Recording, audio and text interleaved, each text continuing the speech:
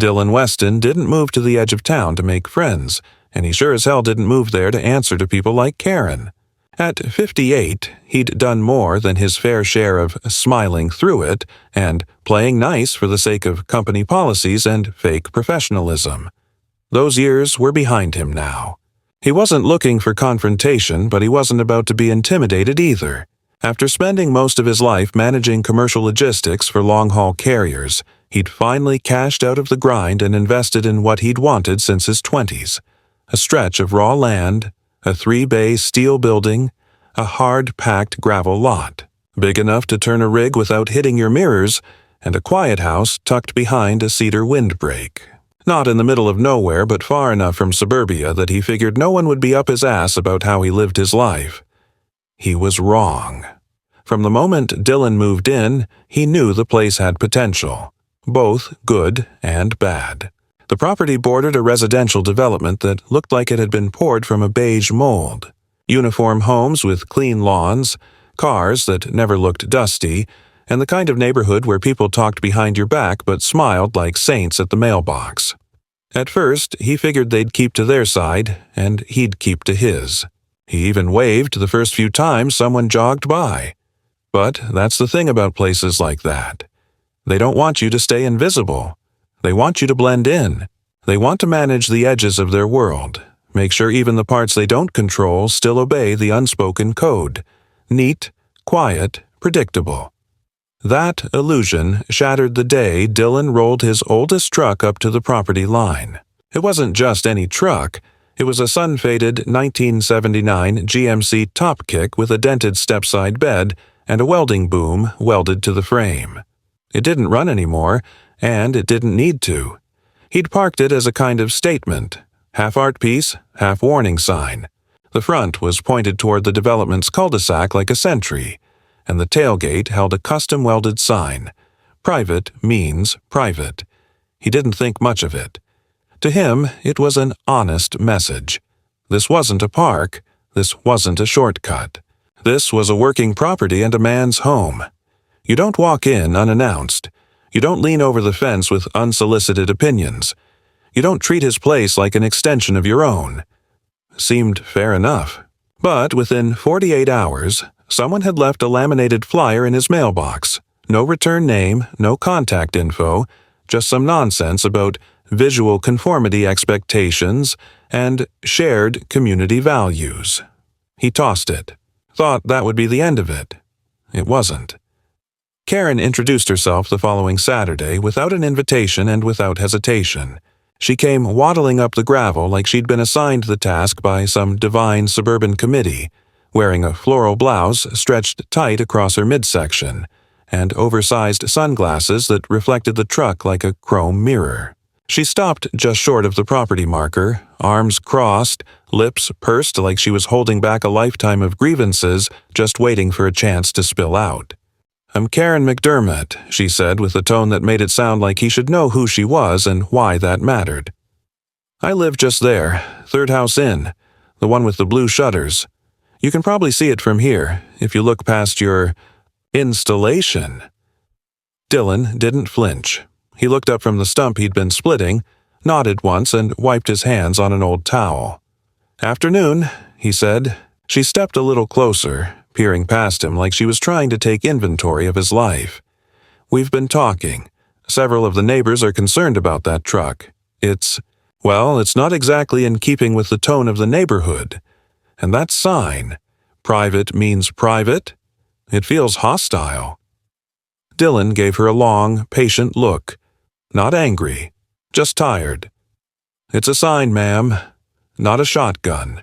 You walked up just fine." Karen tilted her head, blinking like she wasn't used to being challenged in plain language. "It's not just about walking up. It's about what kind of message it sends. This community values harmony. That truck sends a message of aggression, of confrontation. That's not what we want for our children." Dylan stepped to the side and reached for a jug of water sitting in the shade.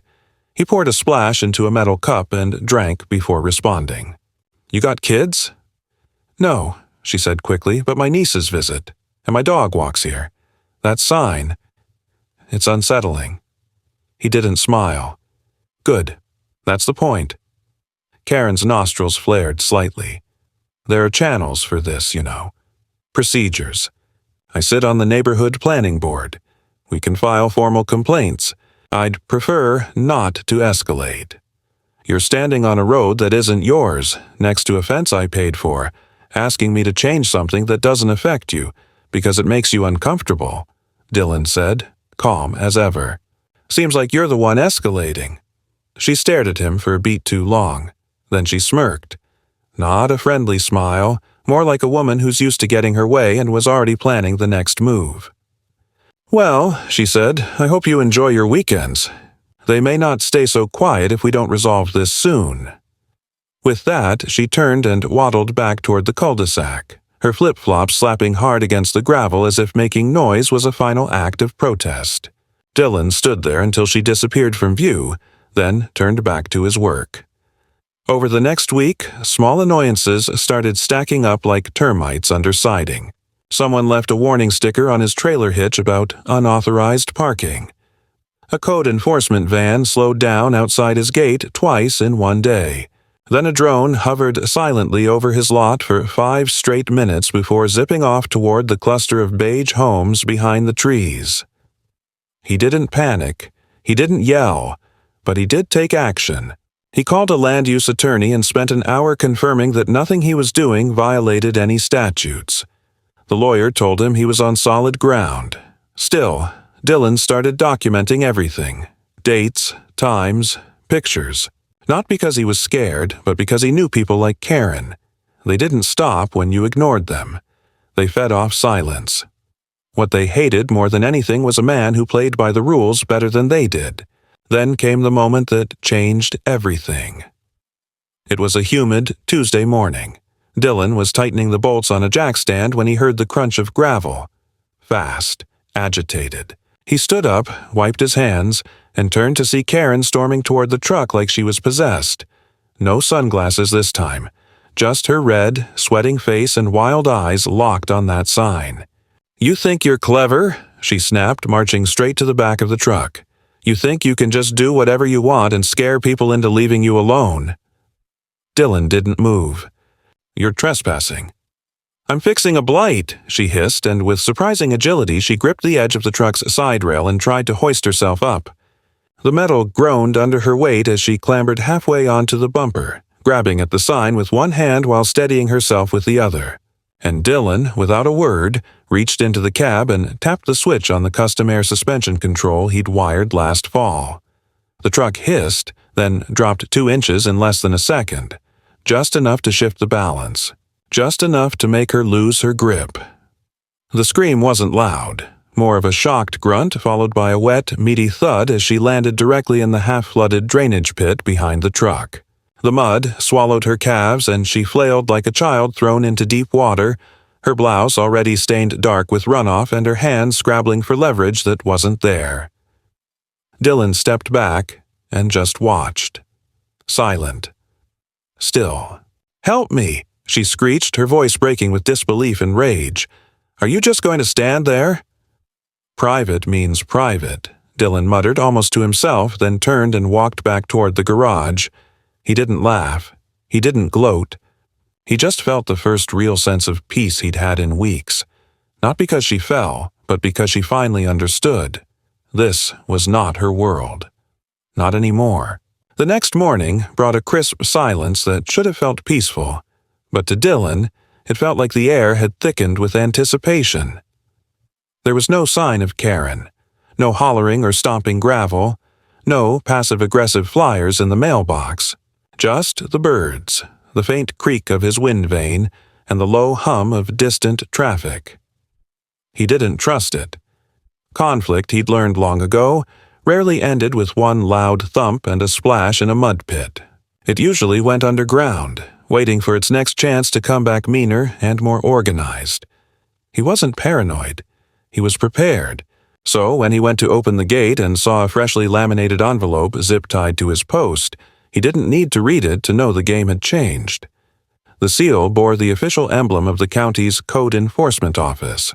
The message inside, printed in condescending government tease, informed him that his property was now under review for several infractions: failure to maintain appropriate visual buffer zones, improper storage of non-operational vehicles, and potential violation of drainage compliance standards.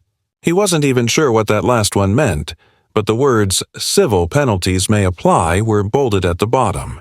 Dylan sat at his kitchen table for a long moment, staring at the letter, not because he didn't understand it, but because he understood it all too well. He'd lived through bureaucratic wars before, the kind that didn't come with fists or threats but with paperwork designed to grind you down until you either folded or sold out. That envelope was Karen's new weapon. She'd dropped the act. This was no longer about aesthetic complaints. It was strategy. She had tapped into the system, and now she was using it like a wrench to tighten the pressure. And he wasn't just dealing with her anymore. She had allies now. People who worked desks during the day and returned home at 5 to whisper over fences and call in favors under the guise of community improvement. Rather than panic, Dylan did what any rational man would do. He got organized. He began documenting every inch of his property. He used a drone of his own to map out the terrain, capturing footage of his gravel lot, the precise layout of his runoff trenches, the placement of his equipment, and the distance between his vehicles and the perimeter fence. He pulled out the plat maps, the soil analysis from when he poured his shop's foundation, the receipts for erosion matting and drain pipe. Every box was checked. Every inspection had passed. But he knew it wouldn't be enough. Because once you're targeted by someone who knows how to weaponize regulation, you're not playing on even ground anymore. You're reacting, not defending. Still, he wasn't about to hand over the field. That week, he reached out to a local civil engineer, an older man named Hal who had a reputation for calling things like they were and billing by the hour with surgical precision. Hal came out 2 days later, took measurements, surveyed the land, and raised an eyebrow at the runoff from the adjacent subdivision. "You realize their drainage line cuts through your swale," he said, gesturing with a laser level. Dylan followed his gaze. "That pipe," Hal continued, "is redirecting overflow from their lots. That's not legal unless they've got a recorded easement, which, judging by the positioning, they don't. And if that's the case, they're the ones violating compliance, not you." Dylan felt the quiet click of clarity settle in. It was always projection with people like Karen. Accuse first, divert attention, and then drag you through the mess while they kept their hands clean. But now he had something solid. He called his lawyer, handed over Hal's report, and began building his counter. Not just a defense, a response. If they wanted to play hardball, he was willing to meet them with reinforced gloves. But the gloves would have to stay on a little longer. Because 2 nights later, Dylan woke to a strange sound outside his window. A soft hiss followed by a dull series of clinks, like someone fiddling with something metal. He slipped out of bed, grabbed his flashlight, and stepped barefoot onto the porch. The night was heavy, sky thick with cloud cover, but the motion-activated security lights had already flickered on, casting a pale circle onto the edge of the lot where his tool shed stood. He scanned the yard. No movement, but something wasn't right. The lock on his shed had been clipped, clean through with bolt cutters. Inside, nothing was taken, but his backup fuel tank had been tipped over and partially drained, the spout left open like someone had intended to come back or had been spooked before finishing the job. He reported the break-in to the sheriff's department. They sent out a deputy who took the report with tired eyes and a notepad that looked like it hadn't seen a fresh sheet of paper in weeks. "Any idea who might have done this?" the deputy asked, more out of obligation than interest. Dylan didn't name names. He didn't need to. But when he mentioned the drainage dispute and the code enforcement notice, the deputy nodded. "Ah, one of those neighborhoods," he muttered. "They get real territorial. Seen it before. I'll file it, but between you and me, might want to think about installing more cameras. Or a big dog." Dylan didn't like the idea of being watched, but he liked being vulnerable even less. He upgraded his surveillance the next day. Installed thermal cameras with wireless alerts, reinforced the locks, and wired floodlights with manual override switches to keep his perimeter in his own hands. Still, he didn't broadcast any of it. Let them think they were ahead.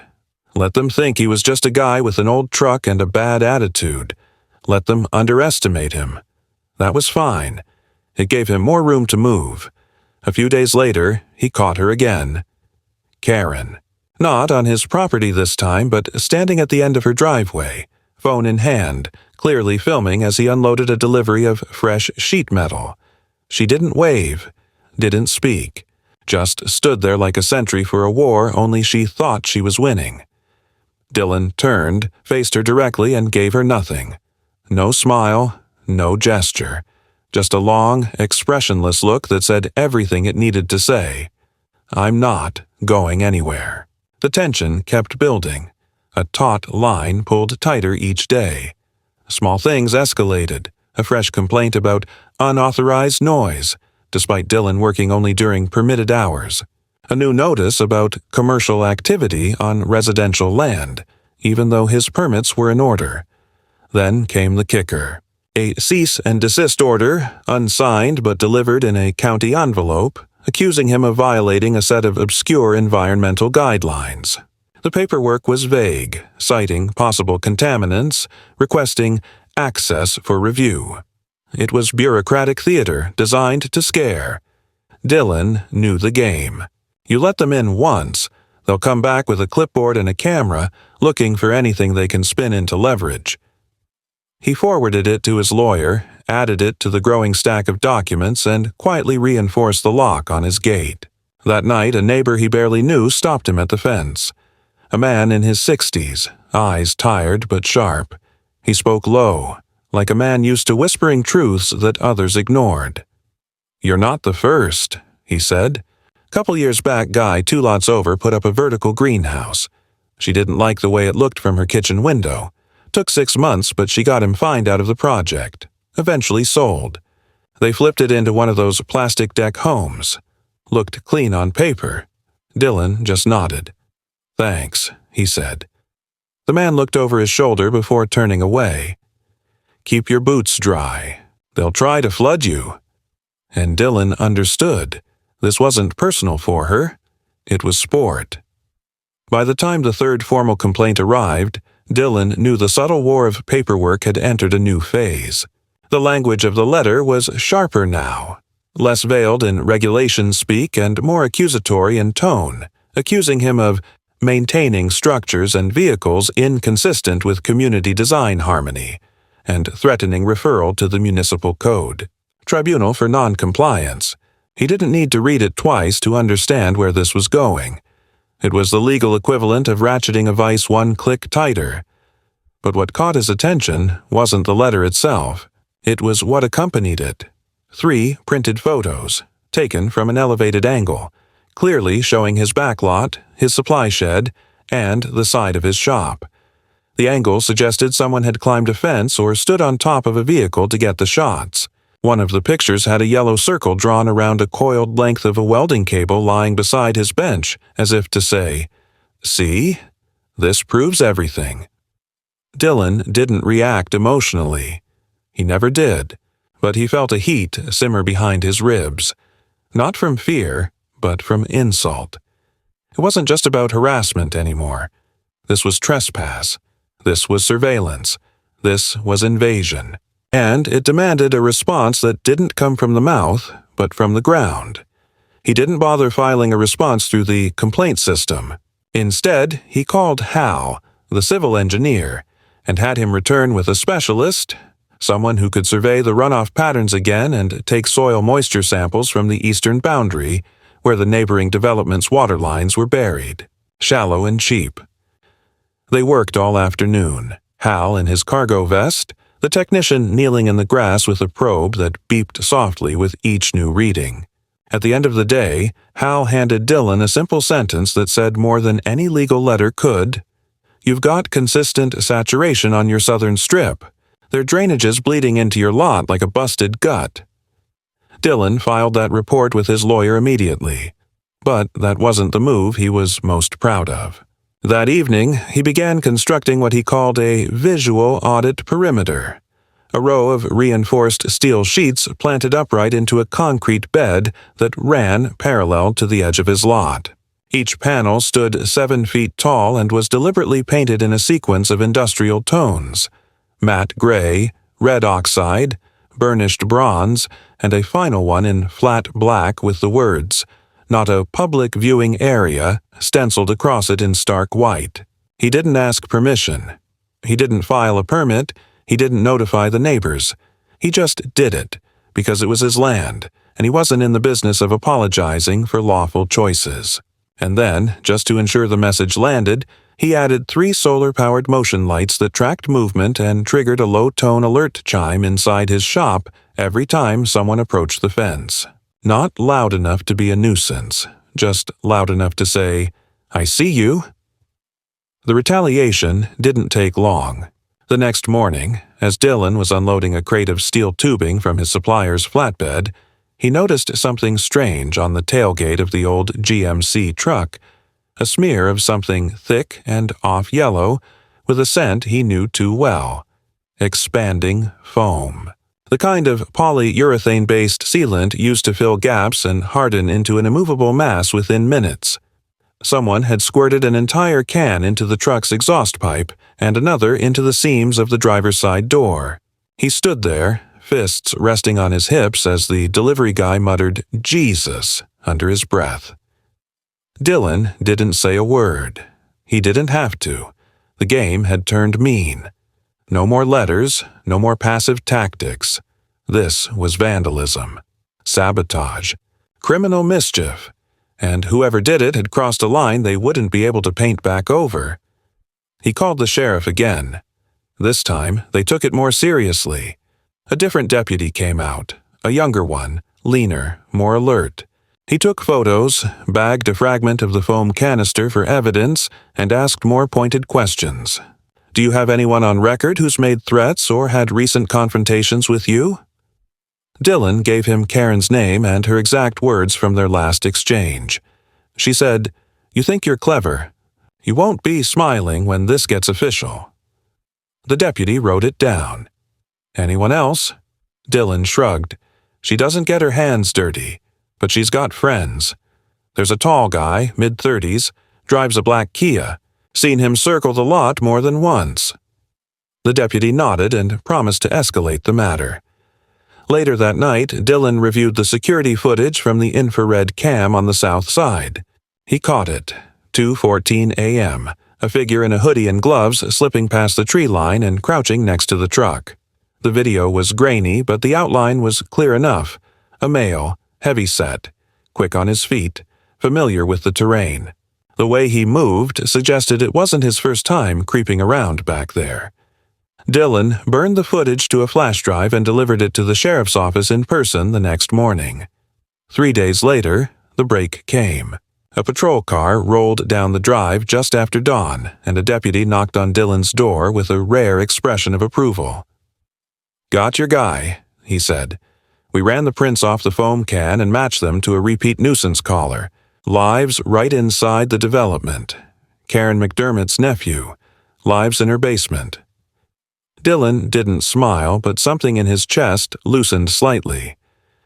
"What happens now?" The deputy adjusted his hat. "We charged him with trespassing and vandalism. Not a felony, but enough to get a restraining order if you want it. He's lucky the camera caught him. Denied the whole thing until we showed him the video." Dylan filed for the order that same afternoon. His lawyer had already drawn it up and included a copy of the engineer's report on the drainage issue, suggesting that ongoing tensions could lead to environmental litigation if not resolved. That made waves. That got attention. Because now it wasn't just about Karen and her ego, it was about liability. And liability had a way of making neighborhood boards wake up in the middle of the night and rethink their priorities.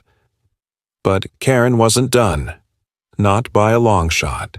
2 days after her nephew's arrest, Dylan found a new envelope in his mailbox.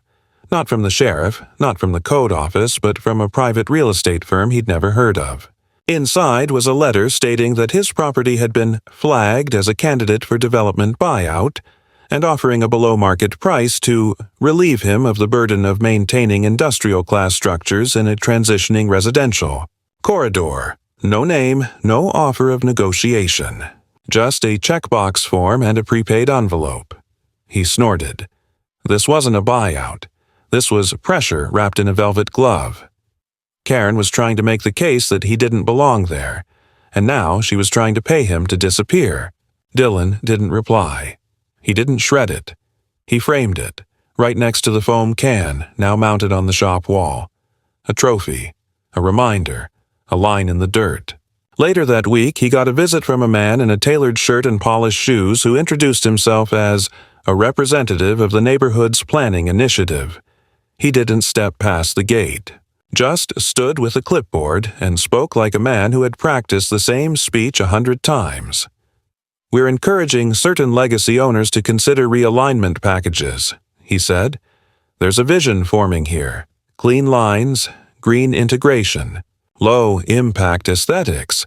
We think your property might be better served under a revised zoning designation." Dylan leaned against the gatepost, arms crossed, face still. "You want to dress it up in pretty words, go ahead, but this is my land. I built this from dirt and rust. You don't get to walk in with your buzzwords and erase that." The man blinked, smiled, and made a note on his clipboard. "Of course, we're simply exploring options." As the man walked away, Dylan saw Karen watching from her porch, teacup in hand, her hair done up like she was hosting royalty. She didn't wave. He didn't either. That night, he doubled the height of his perimeter panels and added one last message across the back of his workshop, painted in fire orange industrial lacquer, visible from every angle of the cul-de-sac behind her house. "Trespassers will be photographed, documented, and reported. This is not a negotiation." The war was no longer quiet. It had found its rhythm, and Dylan had no intention of blinking first. The week that followed brought no new letters, no late-night intrusions, no new drone sightings above the property line, and Dylan knew better than to think it was over. Silence wasn't peace. Silence was planning. He'd learned this back in his logistics years, when a delay in communication from an aggressive partner usually meant a restructuring of tactics, not surrender. So, when the invitation arrived, delivered not by mail but by a man in a gray polo with a clipboard and a professional smile, Dylan didn't need to read it twice. It was a summons, plain and simple, dressed up as a community mediation session, and hosted at the local municipal annex. Not a courtroom, not a county office, but a rented conference room with a table long enough for people to hide behind civility, while sharpening their teeth under the surface. The letter was signed by a neutral facilitator, one of those county-certified types meant to keep both sides from walking out bloodied. But Dylan had no illusions about neutrality. If you could afford to schedule a mediation before a complaint became a lawsuit, you were already maneuvering for advantage. Still, he went, not because he thought Karen could be reasoned with, but because he knew she was desperate for a performance space, and he wanted to see exactly how far she was willing to go when she thought she was winning. The conference room was painfully beige, the kind of space where nothing of value had ever happened. A single row of windows faced a parking lot full of identical sedans.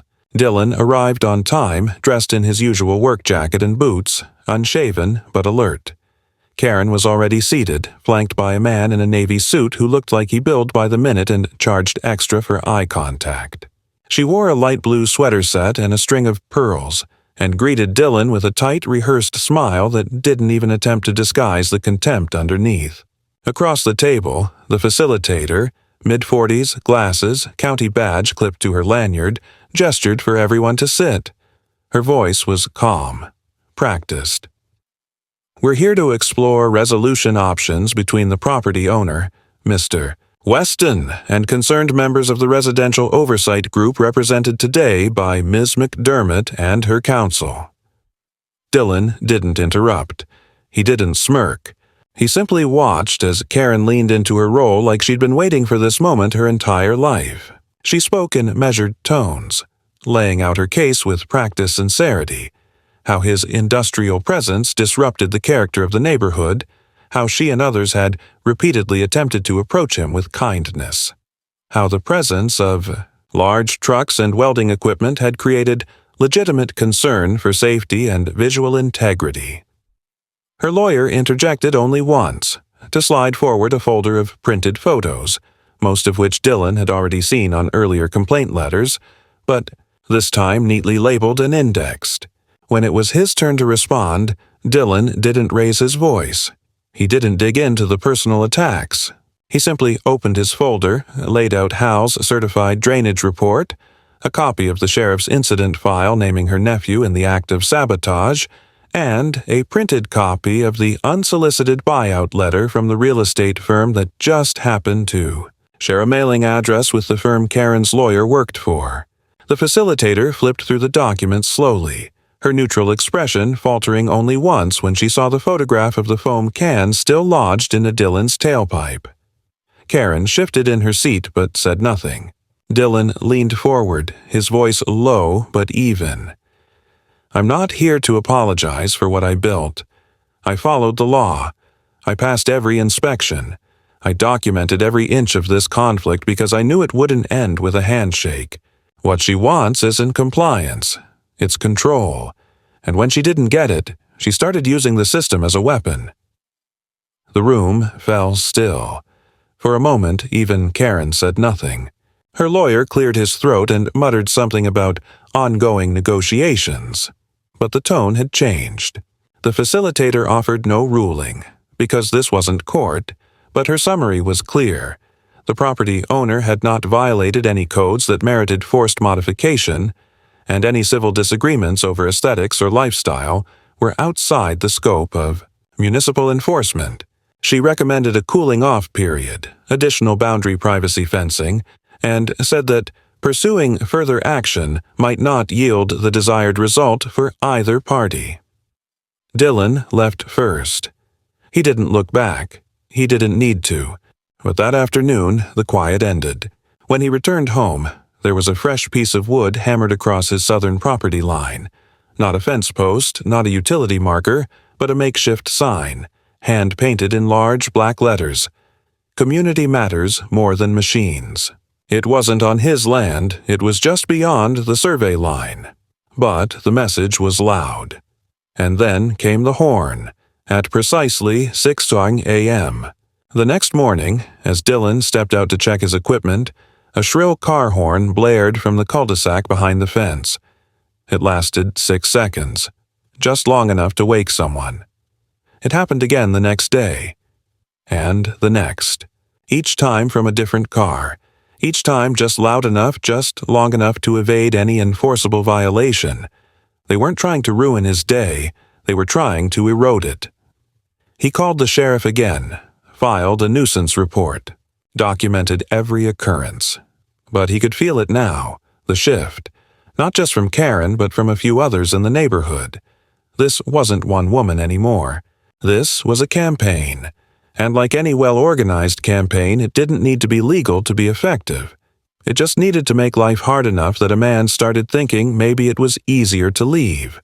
Maybe it was better to sell. But Dylan didn't think like that.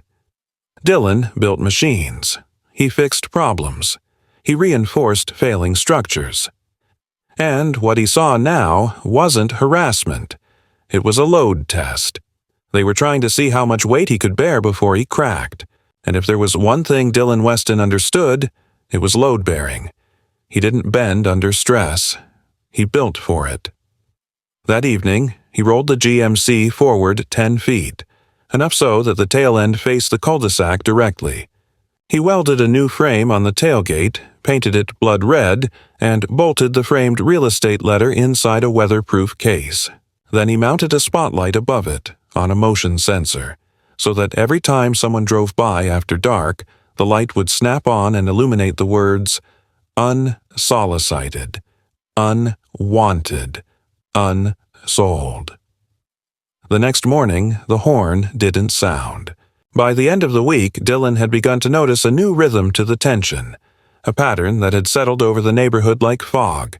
Low visibility, slow encroachment, but with weight behind it, like something pressing down harder each morning than the last.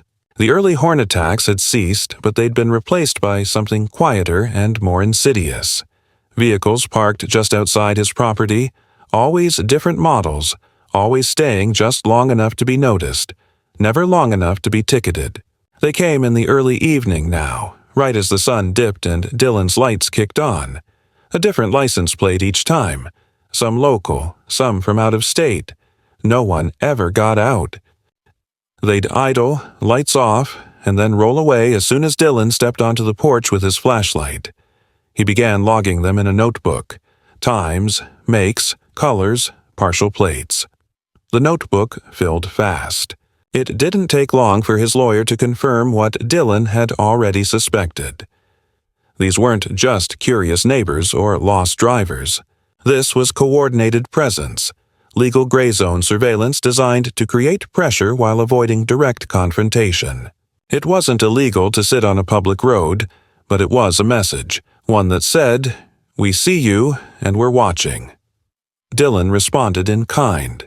He adjusted his cameras to record with plate recognition software, installed a second floodlight angled toward the roadside trees where people sometimes stopped to walk their dogs, and added a motion alarm to the northeast corner where the woods thinned into Karen's stretch of cul-de-sac. He didn't say anything about it publicly. He didn't want confrontation. He wanted record-keeping, facts, patterns, chains of causality, the kind of documentation you show to a judge, not a neighbor. But it didn't stop there. Late one night, just after 2 a.m., Dylan awoke to a noise he couldn't immediately identify, something between a dull clank and the hiss of gravel being shifted under weight. He sat up, listened. It came again, from the west side. He threw on jeans and boots, stepped out into the cold with his flashlight and a wrench in hand, and crossed the yard slowly. The gravel was dark and undisturbed, but as he rounded the side of the shop, he saw it. Long, deep gouges in the dirt where something heavy had been dragged. At the center of it all lay a broken section of conduit pipe, cut clean, the wiring stripped and left in coils nearby. Someone had vandalized the power line conduit running to his auxiliary shed. Not to steal anything, not for profit, but to interrupt, to destabilize. When he tested the power in the shed, it was dead. Dylan didn't call it in right away. He took photographs. He measured the cuts, bagged a glove he found near the fence line, and then shut off the breakers entirely to prevent any further tampering. The next morning, he had an electrician come and evaluate the damage. The verdict: someone knew just enough to be dangerous. It wasn't a clean professional cut, but it wasn't random either. They'd known where to go and what to sever. He called the sheriff after that, and the report was taken seriously this time. Evidence was bagged, statements collected, but the deputy's warning was frank and to the point. "They're trying to push you out, maybe hoping you'll crack. These kinds of campaigns don't always end with someone winning. Sometimes they just wear you down till you're tired of defending yourself." Dylan wasn't tired. He was focused. The next escalation came through official channels, as expected. A formal notice of violation from the county building department, citing an anonymous complaint that Dylan had erected a visual barrier structure without permit, referring to the steel wall he'd built as his audit perimeter. The language was dry, the threat implied. Non-compliance could result in fines, forced removal, and retroactive zoning review. Dylan had expected this. He had pre-filed his own permit applications, backdated to the construction start, stamped by a licensed contractor, and hand-delivered the packets to the county clerk 2 weeks earlier, anticipating exactly this maneuver. His paperwork was clean, but still, the notice came. That meant someone on the inside was pushing it forward regardless of compliance. Karen's influence extended deeper than he'd thought. His lawyer made calls. The response was evasive. "We're reviewing your case." Dillon filed a formal challenge citing procedural harassment and requesting an independent inspection. The hearing was scheduled, 2 weeks out. In the meantime, he couldn't modify anything on his lot without approval, couldn't add any fencing, couldn't expand his drainage trench, which had begun to overflow again thanks to a mysterious backwash that had appeared overnight, flooding the southeast corner with oily residue. He tested it. The liquid wasn't from his tanks. It was runoff, traced back to a neighboring lot's overflow outlet that had been rerouted with flexible hose through a break in the tree line. Dillon took pictures, marked the coordinates, and added them to the binder he now kept in his truck at all times. This wasn't a fight anymore. It was a siege. Then came the package. It arrived in a plain brown box with no return address, left at his gate, not mailed, just placed. Inside was a single object, a metal sign, mass-produced but pristine. It read, "Condemned. Unsafe for habitation. Municipal order pending." Dillon held it in his hands for a long time, not because he feared it was real, but because he understood the implication. Someone had gone through the trouble of having it made. That meant they had intent. They wanted him to believe something bigger was coming, something irreversible. Psychological warfare. He didn't blink. Instead, he responded. That night, he took down the motion light from the back of his shed and replaced it with a high-lumen spotlight capable of illuminating the entire back quarter acre. He redirected his trail cameras to cover overlapping fields of view, and he welded the "Condemned" sign to a steel beam, bolted it upright in the center of his yard, and wrote beneath it in red, "Not yet. Keep trying." 3 days later, his lawyer forwarded an internal memo that had somehow made its way into his hands. It was a scanned email, likely leaked by someone inside the county office, referencing escalated residential conflicts, non-conforming lot behavior, and potential nuisance litigation as an interim solution. The memo was unsigned, but the implication was clear. They were discussing legal avenues to declare his property a nuisance, not for any specific violation, but for existing in a way that disrupted the aesthetic narrative of the neighborhood. Karen had moved from manipulation to coalition building. She had allies now, silent, nameless, embedded. Dillon made a decision. He hired a private investigator, not to dig up dirt, not to spy on Karen, but to document her activities, her contacts, her communications with county offices and law firms. If she was coordinating an effort to remove him by force of policy, he wanted names, dates, email headers, anything that tied her public campaign to official misconduct. It wasn't about revenge. It was about leverage. The report took 5 days. When it came back, it was damning. Karen had been in contact with 3 county officials across 2 departments.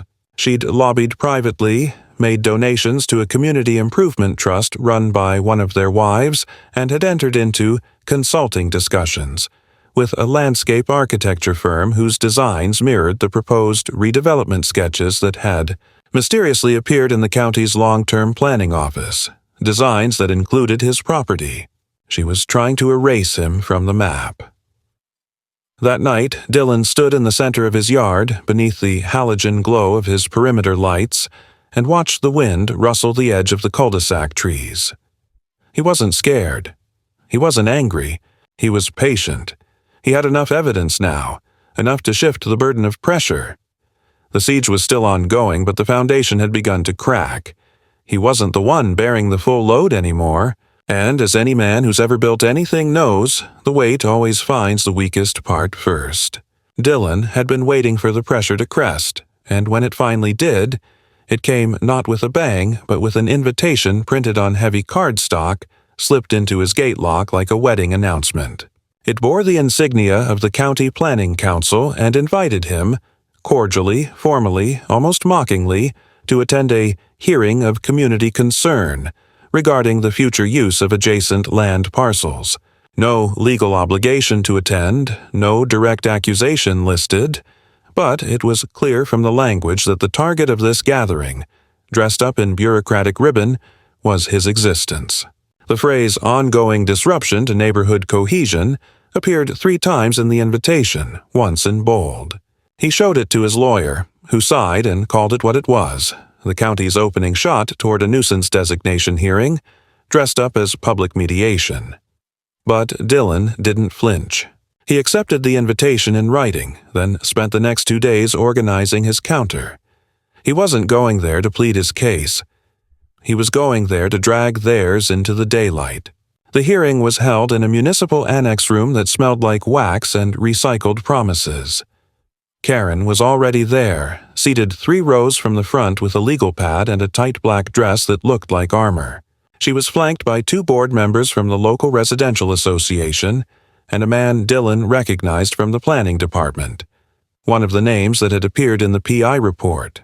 The room was filled with faces that had stared at him over fences, through car windows and behind blinds for months. Some looked curious, others smug. A few just looked tired. Dylan entered without fanfare, wearing his boots and jacket like always, binder tucked under his arm, and walked straight to the front row. His lawyer followed, briefcase in hand, expression unreadable. The proceedings opened with polite formality. Introductions, purpose, community goals. Then came Karen, her voice practiced, her tone a blend of concerned neighbor and civic martyr. She spoke of escalating tensions, visual degradation, and environmental risks posed by unchecked industrial activity. She distributed handouts with graphs and photos, some legitimate, most manipulated for effect. The line she closed with was designed to seal the room in collective agreement. This isn't about punishing one man. It's about protecting all of us. Dylan stood when prompted. He didn't raise his voice. He didn't gesture wildly. He simply opened his binder and began passing out copies of Hal's drainage analysis, the incident reports from the sheriff's office, and the full PI report, heavily redacted for legal reasons, but intact enough to show timelines, donation records, and conflicting statements made by Karen to various departments. He read aloud only one excerpt, an email from a planning official to Karen, thanking her for her active role in helping us neutralize parcel irregularities. Then he paused, looked at the audience, and said only this: "I didn't come here to fight my neighbors. I came here to build a life." She turned that into a battleground. There was a silence that settled over the room, not embarrassed, not explosive, but heavy, a weight that fell on those who had played both sides, whispered support but kept their heads low. The panel took a recess after that, claiming procedural review. Dylan waited outside the room, staring at a mural of a county fairground that hadn't existed since the 90s. When the panel returned, they made no rulings. But the chair, a thin man with tired eyes and a law degree he clearly regretted, announced that no formal motion toward nuisance designation will proceed at this time, pending review of new materials and potential ethics concerns involving planning. Staff. Karen didn't look at Dylan when she left the room. She didn't need to. Her silence was louder than any rebuttal. But the real climax came 3 nights later. Dylan had just locked up the shop and was standing by the back porch with a mug of a coffee when he heard movement. Sharp, fast, then silence. He waited. Motion sensor clicked on. Nothing. Then another rustle. Closer. He stepped inside, grabbed the flashlight and phone, and returned to the edge of the yard. This time the light caught it. A figure darting past the tree line, low and fast. Not a kid. Too tall. Too precise. Dylan moved quickly, circling toward the shed, cutting off the back path, and there he caught a second flash. Glint of metal, edge of a shovel. He shouted once. The figure turned, bolted. Dylan followed just far enough to see the truck. Black, plates covered in tape, engine already running. The figure dove into the passenger side. The truck peeled out. When he returned to the spot, he saw what they'd been doing. Digging into his drainage trench trying to rupture the line caused a collapse. They'd come prepared with industrial tools. This wasn't a prank. This was strategic sabotage. He called the sheriff immediately, gave the details, the footage from the sensor cam, the description of the vehicle. But this time, when the deputy arrived, he brought someone else, a federal liaison tied to a separate, ongoing investigation. The vehicle used in the attempted vandalism had appeared in 2 other incidents across the county, both involving pressure tactics on non-compliant landowners. Someone had gone too far. Someone had turned Karen's campaign into a tool for others, contracted intimidators, real estate speculators, quiet enforcers hired to clear the field. Dylan gave his full statement, provided all the documentation, and asked one question. Is this over yet? The deputy didn't answer directly, but the look in his eyes said everything. Things had moved beyond Karen now. What began as her personal vendetta had metastasized into something larger, something colder. The next morning, Dylan received an unexpected knock. Not police, not another inspector, but a man in plain clothes, older, calm, holding a business card. He introduced himself as a state-level investigator working on municipal corruption cases. He said they were reviewing contracts, donation records, and complaint patterns across 3 counties. Dylan was not a suspect. He was a key witness. And just like that, the war shifted. The air was colder the week after the investigators' visit, but it wasn't just the weather. There was a hush across the cul-de-sac behind Dylan's lot. Not the quiet of satisfaction or resolution, but the silence of something that had been cracked open and left to rot in the daylight. Karen didn't show her face. Her porch, once manicured like a showroom display, now looked abandoned, the potted plants drying out, her ridiculous wind chime taken down. Dylan heard from a neighbor indirectly that she had taken some time away, which likely meant either legal counsel or internal fallout from what the state investigation had uncovered. The planning official she had been emailing had been placed on administrative leave. Another county figure named in the PI report had resigned. The redevelopment project that had included Dylan's lot in its visual refresh corridor was quietly removed from the municipal website, archived without statement. There was no public apology. There never is in matters like these. Just absence. Names disappearing from meeting agendas, updates going dry. Voices on the other end of the phone replaced by new ones that said, "We're not involved in that matter." Dylan didn't gloat. He didn't write a letter to the editor. He didn't post triumphant signs or schedule interviews or throw a party. He went back to work. The trench was repaired. The conduits were reinforced. The cameras stayed on, but the lights were dialed back to their original brightness. The red spotlight on the real estate letter was removed, though the frame remained, emptied but standing. The steel perimeter was painted over with a dull earth tone, not to blend in, not to disappear, but because Dylan was finished declaring anything. The people who needed to hear it already had. But there were consequences, subtle and sharp. Dylan noticed that the usual cars no longer slowed when passing. He noticed the sidewalk joggers now turned around 2 houses earlier. The woman who used to let her spaniel piss on his driveway now crossed to the other side without being asked. Nobody said it aloud, but the neighborhood had rewritten his identity. He was no longer the problem neighbor. He was the one who had endured, who had fought back and not cracked. He had become a presence, not a person. The kind of man you don't antagonize unless you've made peace with losing. One afternoon, a kid on a skateboard stopped just outside the gravel and asked, "Is it true you made that lady fall in the mud?" Dylan looked up from a welding frame and simply said, "She climbed where she shouldn't have." The kid nodded like that, answered everything and skated away. Dylan didn't smile. Not exactly. But something settled in his chest. A small release. Weeks passed. Paperwork was still active. The state investigation would stretch into the next quarter, maybe longer. Dylan provided what they asked for, signed what was needed, but remained on the periphery. He wasn't looking to burn anyone further. The fire had already happened. Now came the smolder, the part where ash covered everything and the ground took time to cool. Then, quietly, came the sale sign. Karen's house, listed by a third-party firm with no logo, no bio, just a phone number and a QR code.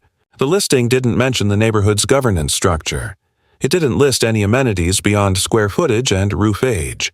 It was sterile, transactional, emotionless. Dylan didn't ask anyone for details. He didn't need to. The house stood vacant within a month. By the second, new occupants had moved in. A young couple, polite, hands-on, kept to themselves. They introduced themselves once, casually, with coffee and cookies. Dylan thanked them and returned the tray the next day with a polite note. They never crossed his fence. They never commented on his shop. They never tried to tell him what to do with his land. Dylan resumed expansion on the North Bay. Welded in a new roof brace, poured concrete for a second lift station. Work returned to rhythm. No alarms, no late-night footsteps, no envelopes zip-tied to his gate. Still, one reminder remained. He had kept the sign she tried to tear down. The original one bolted to the back of the top kick, dented and stained, still bearing the faint smear from the day she lost her grip and dropped into the drainage pit. He didn't repaint it. He didn't wash it. He just moved it. Dug new footings and mounted it upright beside the entrance to his yard. Not angled toward the cul-de-sac, not hidden, just there, as it always had been. Private means private. He stood in front of it one evening, a wrench in hand, as the sun dropped low behind the ridge and the shadows stretched long across the gravel. He thought about the months behind him, the calls, the sabotage, the legal threads that almost strangled the life he'd built with his own hands. And he thought about how close they'd come to making him doubt what he already knew, that you don't owe your peace to anyone who sees it as an offense. Then he turned, went back into the shop, and welded shut the last seam of the new platform lift. The gate clicked shut behind him. The air was still. There were no more horns.